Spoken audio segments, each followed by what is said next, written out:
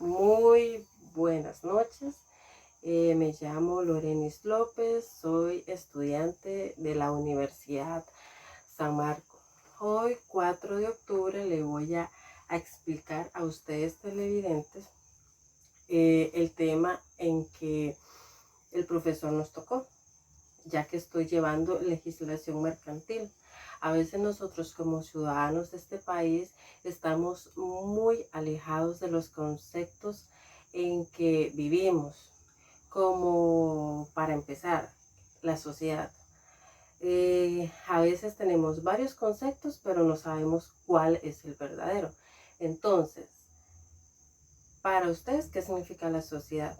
Para mí y para analizar este tema, significa, según la lectura 2 del módulo 1, Alonso reitera lo siguiente: es cualquier agrupación o reunión de personas con el fin de realizar una labor.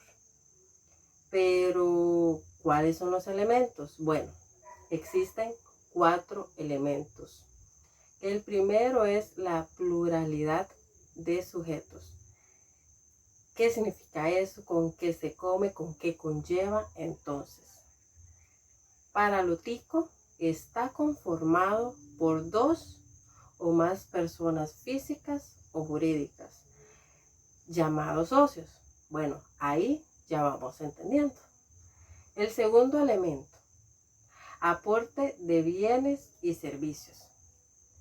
Quiere decir que son aportes que van a servir para darle a la entidad un capital de provecho. Tercero, ejercicio en común de una actividad lícita. Bueno, sea lícita o legal, en constructivo en un objetivo de la empresa. A veces se tiene que variar el método, no siempre tiene que ser en línea recta. A veces por X situación uno varía el método, pero sí con el objetivo. Y por último, fin de lucro. ¿Qué significa eso? Bueno, es la proyección de los socios para llegar a obtener las ganancias, beneficios económicos a un futuro que a veces usted aporta y usted dice en 4 o 5 años vamos a obtener esos frutos, esas ganancias de eso. La importancia del artículo 18 del Código de Comercio. Bueno, a veces nosotros no sabemos cómo estructurar una sociedad. A veces no sabemos cómo se hizo aquella sociedad, pero todas las sociedades de Costa Rica tienen 18 ítems en cómo estructurarse. De esos 18 voy a mencionar algunos. El primero es lugar y fecha en que se celebra el contrato. El segundo, todos los datos personales, la nacionalidad de la persona o las personas, si es soltero, casado, cuántos hijos tiene, qué ocupación conlleva. Todo eso es necesario para estructurarse. El nombre o razón de esa sociedad. Y muy importante, ¿qué clase de sociedad vas a realizar? Porque a veces uno dice, es que voy a hacer esta sociedad, pero ¿qué clase? ¿Me entiendes?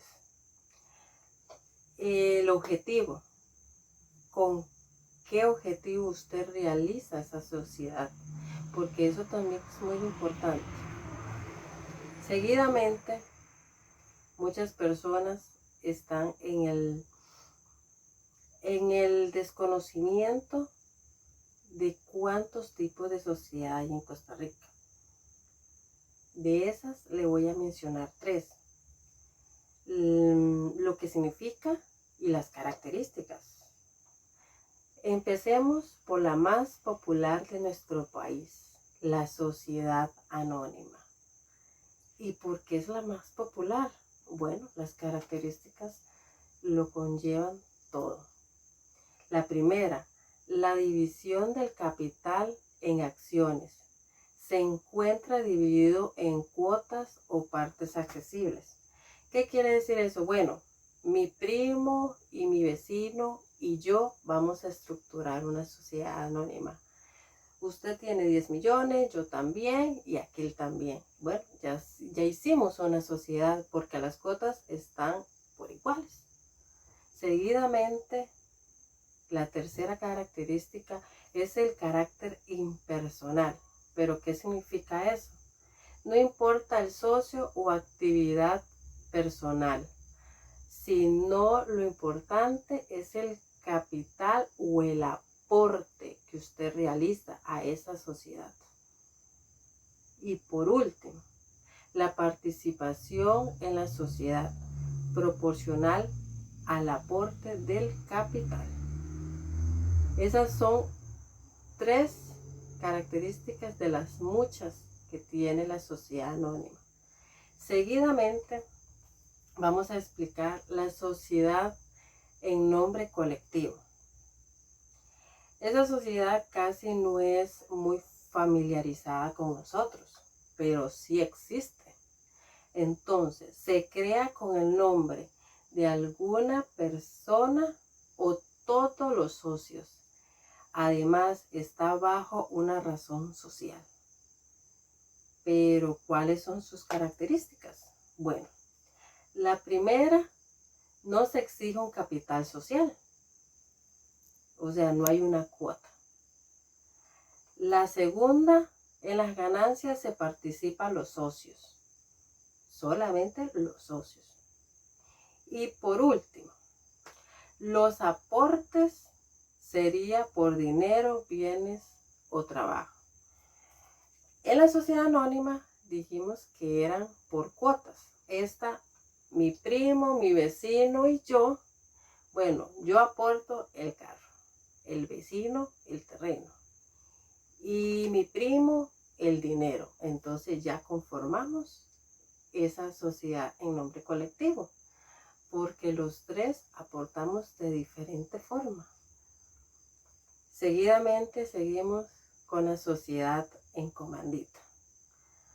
Otra sociedad que también está en el olvido, pero también sí existe en Costa Rica. Se ha definido de carácter personalista. Pero, ¿qué significa eso? Bueno, las características te van a ampliar el concepto.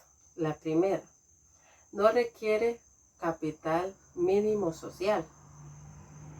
La segunda, ojo, existen 2 tipos de socios. El socio colectivo y el socio comanditario. ¿Vio qué gran diferencia a las demás que yo he explicado?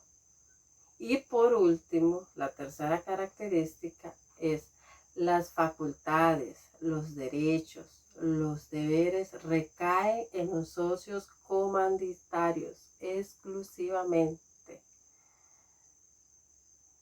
Entonces, de todo lo que yo he explicado, en lo personal, a mí me ha dejado 2 grandes conclusiones de este tema. Antes no lo sabía, pero ahora que tengo este conocimiento, recaigo a estas 2 conclusiones. Que la primera, las sociedades como personería jurídica son susceptibles de derecho y obligaciones. Esa es mi primera conclusión. La segunda, que he investigado a fondo de este tema, que es, por último, cada personería física o jurídica, sea pública o privada, que realice una actividad de carácter lucrativo en nuestro territorio nacional, son contribuyentes al impuesto. Pero usted me va a decir, ¿pero por qué todo eso? En Costa Rica se rige por una ley. Cada persona o cada empresa tiene que estar conformado o llevado a esa ley para estar bien con nosotros, los ciudadanos, los contribuyentes de nuestro país. Y la última pregunta, ¿cómo funciona la empresa individual de responsabilidad limitada? Bueno, son personas jurídicas formadas exclusivamente por una persona natural, con patrimonio propio, distinto al del titular. Realizan actividad netamente comercial. Ustedes televidentes, espero que hayan visto este video y que todo lo que yo expliqué conlleve a aclarar todas las dudas que ustedes tengan de este tema, porque a veces nosotros como ciudadanos estamos muy lejanos al significado de la legislación mercantil, de cómo conlleva aquel mercado o cómo se estructura aquel mercado, las leyes y todo eso. Pero nosotros debemos de analizar, investigar más a fondo dicha duda, dicho concepto, porque a veces nosotros nos quedamos con esa duda siempre, pero es mejor llevar a la investigación, a las preguntas, para aclarar cada ítem que ustedes tengan. Espero que les haya gustado este enlace, este video.